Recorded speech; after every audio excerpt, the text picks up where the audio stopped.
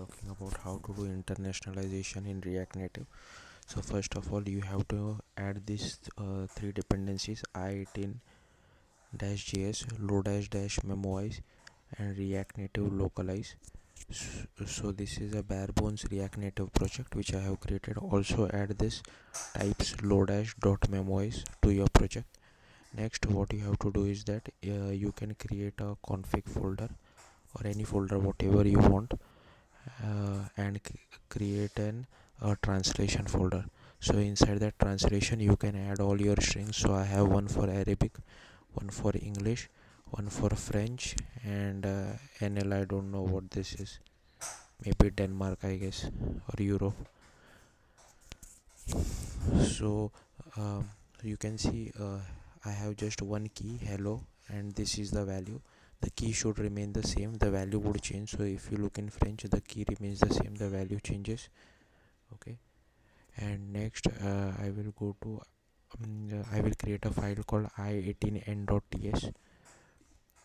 So I am using version 4 of the library, but if you look in the original documentation of React Native Localize, they are using version 3, but I am using the latest version, and the syntax differs quite a bit in version 4 and version 3.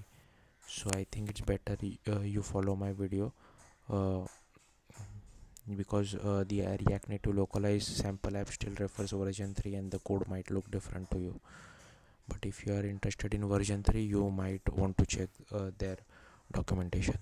So for version 4, you have to first import i18n, create an object for it, then set a default locale. I have set it to English, and enable fallback equal to true. Okay, and next I have created another file called localization.ts. First import low-memoize, then import the i18 file which we have created. Next, you only need the i18 manager from React Native, you don't need all of this. Okay. Next, you also need to import React Native localize. Then you can require all the translation files which you have created. So I have AR, EN and FR, so, and whatever paths you have created for them. Next, you have to create a translate function, which is memoized function, and pass something like this. So I have just copy pasted this code from the official documentation. So this handles everything from what our current language is, and selecting that particular key which you have passed for that particular label.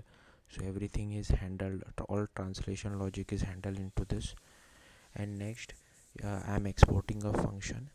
I am setting the fallback language tag equal to English, is right to left false. Okay, again this code I have copy pasted from the documentation. Like, you can just copy paste this code. For now I'm clearing the cache, and this would automatically set whatever language tag which we have selected. Okay, and then set the locale to whatever language we have selected. Next, I would go to app.tsx. First, what you have to do is that you have to call this function outside the app component. The reason is it because it needs to set, because we don't have a constructor in functional components, that's why it needs to be set in outside the set i18n config outside the app component. Otherwise you will face some issues, like your strings won't get translated properly. So I recommend you setting it outside the i18n config.